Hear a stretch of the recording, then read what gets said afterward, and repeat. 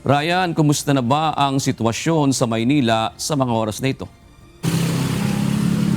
June, sa ngayon ay medyo tumila na yung ulan. Di gaya kaninang tanghali, talagang malakas yung bugso ng ulan dito sa Maynila. Kaya nga nagkaroon o bumaha yung maraming mga lugar dito. At hanggang ngayon, June, marami tayong mga nakikita na mga kababayan natin na naglalakad dahil wala silang masakyan at baha pa rin dito sa ibang mga lugar. Walang masyadong mga pumapasadang mga jeep at mga bus.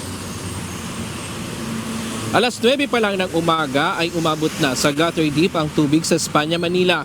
Ang mga sasakyan dahan-dahan sa pagsuong sa baha. Kaya naman bahagyang nagsikip ang traffic sa lugar. Halos ganito rin ang naging sitwasyon sa Taft Avenue sa Maynila. Pasado alauna na, hindi pa rin humuhupa ang tubig sa lugar.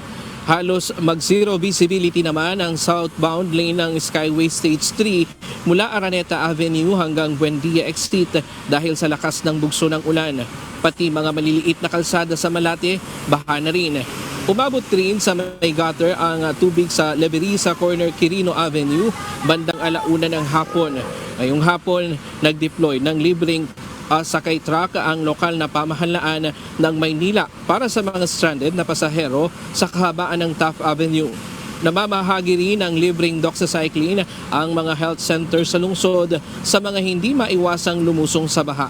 Naghanda na rin ang mga evacuation center, ang LGU, para sa mga residenteng kinakailangan ng lumikas sa kanilang mga lugar. Si King, empleyado ng isang paaralan sa Santa Mesa, Manila. Halos isang oras na silang naglalakad at sinuong ang lampas baywang na baha pero wala pa rin silang masakyan. Kaya maglalakad na lang daw sila hanggang makakita ng masasakyang jeep. Dito pa ako sa may Tondo.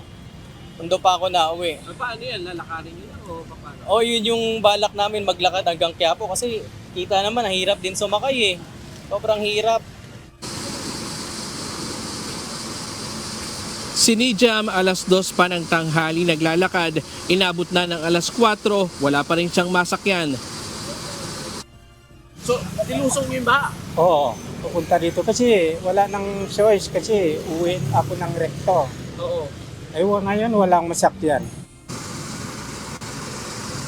Base sa monitoring ng Manila Disaster Risk Reduction and Management Office, tumaas rin ang tubig sa Arpapa Street malapit sa LRT station bandang alas 3 ng hapon. Hindi ito madaanan ng mga sasakyan dahil gabiwang nahang baha. Umabot naman hanggang tuhod ang baha sa Avenida Rizal. Ganon din sa Remigio Street, Rizal Avenue. Hindi rin madaanan kaninang alas 4 ang Maria Orosa sa Taft Avenue matapos umabot sa 3 pulgada o 3 feet ang tubig baha.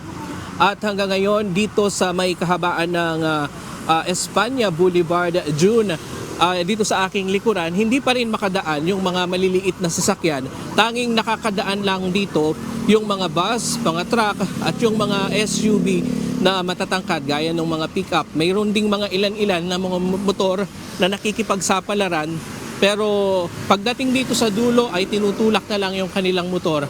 At ang mataas pa rin ang tubig dito mula doon sa Vicente Cruz hanggang dito sa Maceda Street. Diyan muna ang latest mula dito sa Maynila. Balik tayo, June. Maraming salamat, Ryan Lacanlale.